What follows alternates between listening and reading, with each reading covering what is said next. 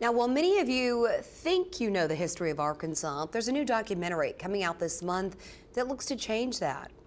Sometimes you have these stories that are hidden from history, either for reasons of prejudice or just because things get wiped from history. And sometimes it's important to bring these stories out.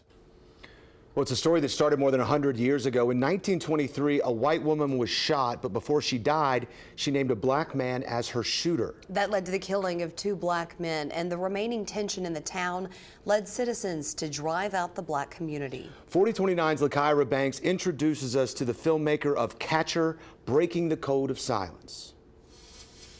We have Elaine in 1919, we have Tulsa in 1921, we have Chicago around this time in 1919 as well.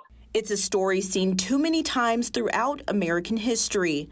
Members of the black community violently pushed out of their homes and towns due to racial tensions. It's not an anomaly. These stories are part and parcel with the time period in the 20s, the Jim Crow South.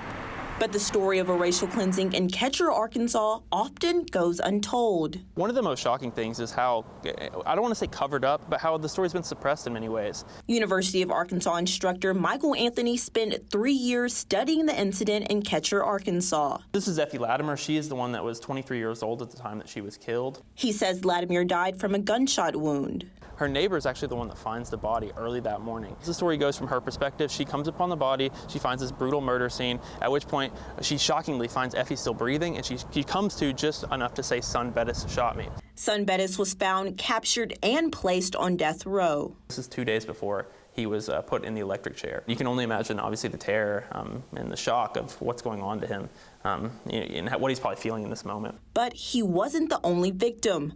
Police began a search for others. And from that point, they go throughout the black community only, which is important to note, to look for a weapon or a shotgun. That search led to the arrest and conviction of Will Son Bettis, Spurgeon Ruck, and John Henry Clay. And unfortunately, we don't have a picture of John Henry Clay, the 14-year-old boy. Whenever these men were found guilty, by trial by their peers in many ways, before the trial even occurs, this community turns against them.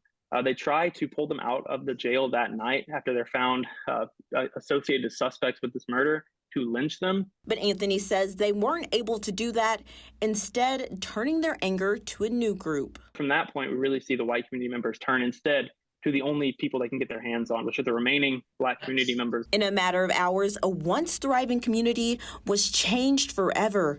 Nearly 300 black citizens were driven from their homes. The town kind of falls off the map. Now all that remains of the town of Catcher, Arkansas is this single road. Now, a century later, descendants are calling for change. We can't remedy what happened to them, but still getting some kind of admission from the state that this was an incorrect judgment would be a good step. Lykyra Banks, 4029 News.